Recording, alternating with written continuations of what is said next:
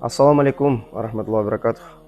Биз бүгүн элибизде көйгөй болгон маселелердин бири дүйнө рызкы маселеси жөнүндө иншалла Аллах таала насип кылганча сүйлөшөбүз. Негизинде дүйнө бул дүйнө байлык бизди ашыкча бир сыгылышка арзубай турган нерсе экен да. Инсанга пайдасы тие турган нерселерди биз эмне деп рызкы деп атап коебуз. Мисалы үчүн мүлк менен рызкы бул башка тема болуп эсептелет экен. Биз ойлойбуз мүлк менен рызкыны бир деп. Жок, албетте. Бул мүлк менен рызкы бул башка тема экен. Бир адам бай болушу мүмкүн. Миллиардтаган акчасы болуштугу мүмкүн. Ал акча анын мүлкү, бирок рызкы башканыкы болуштугу мүмкүн. Чоң имараттарды, чоң машиналарды алыштыгы мүмкүн. Башка бир мамлекеттерге үйлөрдү салып, машиналарды алып коет. Бирок ал жака барганга анын убактысы жок. Аны бир кароол карайт.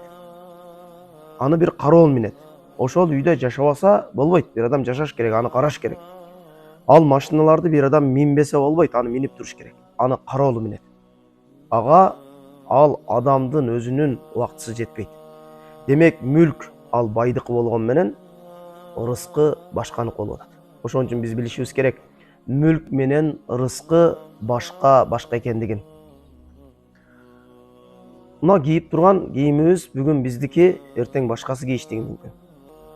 Жашап жаткан үйүбүз бүгүн биздики, эртең башкасы жашашы мүмкүн.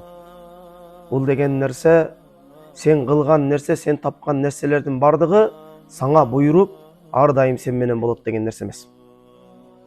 Бүгүн продукта кыласың, продуктанын баарын өзүң жебейсиң. Кимге Аллах таала жазып койсо, ошол адам жейт. Демек, рызкы менен мүлк башка нерсе. Эгерде жеген нерсең дагы сенин рызкың болбой калыштыгы мүмкүн. Себеби жесең, аны Аллах таала сага рызкы кылып бербесе, аны кусуп да чыгарып саласың.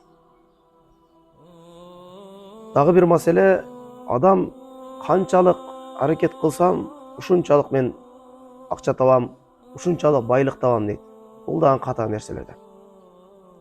Аллах субхана таала канча жазса, ошончо табасың. Кандай аракет кылсаң дагы. Бизде бир ушундай бир макал бар. Иштебеген иштебейт дейт.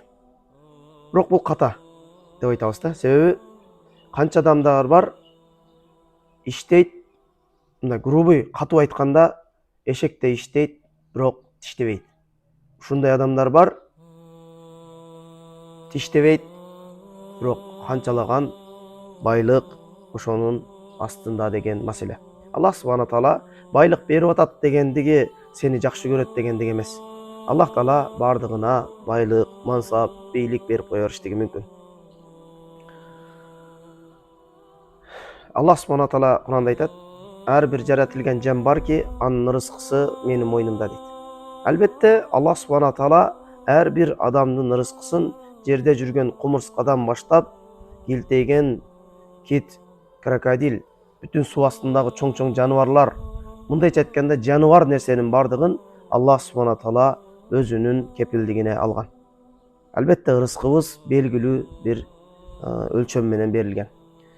Хадис кудсиде бир белгилүү, бир машгур болгон бир Аллах тааланын бир сөзү бар. Аллах субхана таала дейт: мен дейт, рызкыңа кепил болдум дейт. Көп убара болбо, сен ибадатыңды кыл. Сен ибадат үчүн жаратылдың дейт Аллах субхана таала. Бул деген нерсе аракет кылба деген жок. Ар бир нерсенин себебин, аракетин кылыш керек.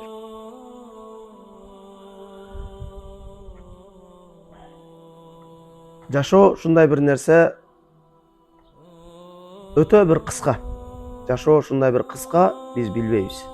Канча убакытта өлөбүз, кандай болобуз. Кыямат күнү адамдардын бардыгы артка кайтышты каалайт. Бул жашоо ушунчалык кыскалыгынан бул дүйнөгө кайтып, бир күн сурайт, 2 күн сурайт Аллахтан. Бирок ага бир эч кандай бир кепилдик жок, бул дүйнөгө кайтып ибадат кылгандыкка. Ошон үчүн эртең менен турганда айтабыз: Алхамдулиллахиллади ахяна ба'дама аматана ва илайхи нушур деп. Себеби Аллах субхана тааладан сурайбыз: Аллахым, Meni ölümden kayra tirilttirgen Allah Taala maktolar bolsun deybiz. Bul kiçine ölüm. Uyku dagın bul kiçine ölüm. İnşallah oşol Allah'tan bergen mümkünçülügün paydalanyp kalyşdyk. Gerek bolat bizge.